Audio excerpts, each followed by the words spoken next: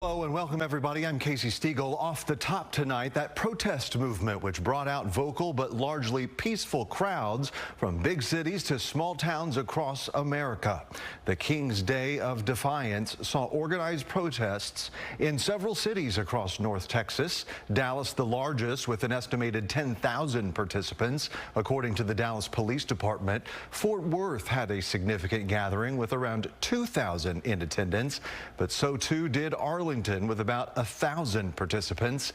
800 up in Denton, roughly just that many in Flower Mound too, and then about 1,500 protesters in Frisco. It has been a very busy day, but we have heard of no conflicts and no arrests. The big driver for the turnout, the Trump administration's crackdown on illegal immigration, while some shared more general grievances with the president's conduct and his policies.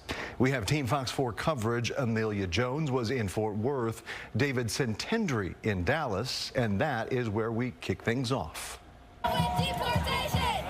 10,000 people taking it to the streets of downtown Dallas Saturday afternoon. A protest, one of hundreds organized across the country, advertised as a national day of defiance against President Donald Trump's immigration policies. We're about to show them what democracy looks like!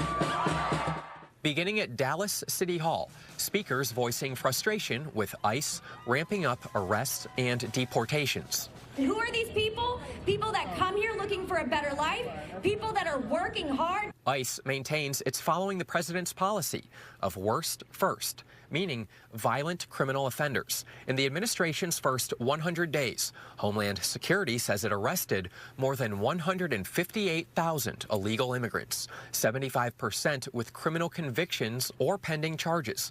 There are documented cases, however, of illegal immigrants being picked up with low-level offenses or with what some say is a lack of due process. Heinous crimes, yes, I agree, they need to get deported. But if it's something that you and I as a U.S. citizen will get a slap on the wrist for, no, they should be able to stay here and continue to work. An hour into Saturday's protest gathering, it turned into a march. If you have a voice, use your voice. Don't let privilege get the best of you. Karen Lopez, born in Dallas to Mexican immigrants, could not contain emotion after I asked what she felt while marching. Sorry. It's okay. I get to be the word for my parents, be their voice, have their story be heard. Not just for them, but for all the immigrants that come to the States. Dallas police officers stood by to protect protesters, non-protesters, and property. Fox 4 did not see signs of the 5,000 National Guard troops and 2,000 DPS officers Governor Greg Abbott deployed to protest regions around Texas.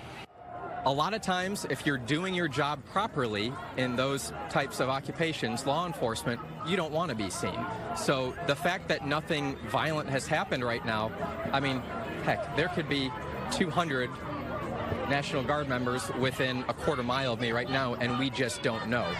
But yeah, so we don't know, but the fact that they're not seen might just mean that they're doing their job well, and also might mean that the protesters out here are doing a good job of just keeping everything in line, voicing their message, but not becoming agitators. I do want a peaceful protest.